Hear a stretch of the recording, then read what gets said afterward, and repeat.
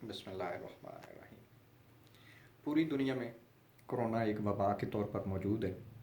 اس وبا کا اوریجن جو ہے وہ چین ہے، اور چین سے نکل کر ایران اور ایکسپورٹ ہوتی ہوئی اٹلی،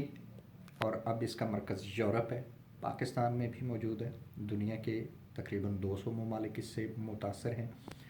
اور ابھی جو سب سے زیادہ وبا سے متاثر ہونے والے ممالک میں پہلے نمبر پر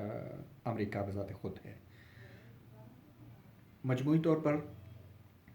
یہ کہا جا سکتا ہے کہ یہ ایک عالمی وبا ہے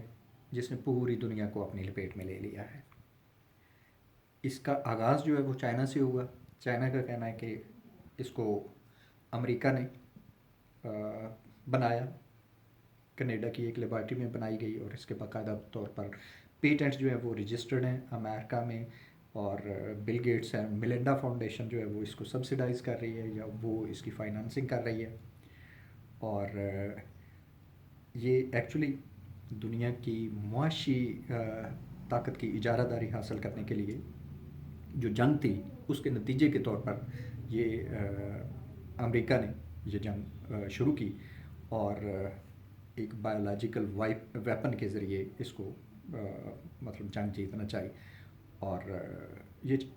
چائنیز اتھارٹی کہہ رہی ہیں کہ یہ جنگ جو ہے وہ امریکہ نے شروع کی، اور اس کو ووہان میں لیبارٹری میں بھیجا، اور وہاں سے یہ ایکسپلور ہوئی اور ایکسپلوڈ ہوئی، جس نے جب ایکسپلوڈ ہوئی تو اس وائرس نے ووہان شہر کو اپنا مرکز بنایا، اور ووہان سے یہ ہوتی ہوئی پورے چائنا میں پھیلی، اور چائنا سے پوری دنیا میں پھیل گئی۔ اب اس حوالے سے جو ہے وہ جو چیزیں سامنے آ رہی ہیں، ایک تو یہ ہے چائنیز اتھارٹی کا کہنا ہے کہ یہ امریکہ نے اس کو جو ہے وہ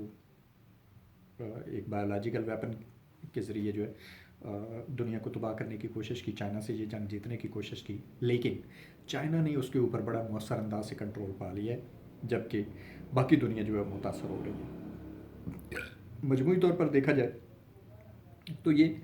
دنیا کی اجارہ داری حاصل کرنے کے لیے نیو ورلڈ آرڈر جو ہے وہ اس کو لانے کے لیے، ایک نئے سسٹم میں لانے کے لیے، ایک مجموعی طور پر ہم اسے یہ کہہ سکتے ہیں کہ اس اجارہ داری کے تسلط اور اس کے حصول کے لیے یہ دو سپر پاور کی جنگ تھی، جس میں کولیٹرل ڈیمیج جو ہے وہ باقی پوری دنیا جو ہے وہ بھی اٹھا رہی ہے۔ اس پہ اگر دیکھیں تو ایسے ممالک جنہوں نے اس کے اوپر اچھے انداز سے کنٹرول حاصل کر لیا ہے، اس کے اوپر پریونٹیو میئرمنٹس جو لے لی ہیں، وہ تو انہوں نے اس کو ڈیتھ ریٹ جو ہے وہ بھی کم رکھا، لیکن ایسے ممالک جہاں پہ سوشل انٹریکشن جو ہے وہ زیادہ ہوا اور لوگوں نے اس کو اس انداز میں سیریس نہیں لیا، تو پھر وہاں پہ ڈیتھ ریٹ جو ہے وہ زیادہ ہے۔ خاص طور پر اٹلی میں ابھی تک جو ہے وہ 10,000 پلس جو ہے وہ اموات ہو چکی ہیں۔ دوسرے نمبر پر اسپین ہے، تیسرے نمبر پر اب امریکہ آ رہا ہے، اور اس کے بعد مطلب چین ہے، اور ایران ہے۔ تو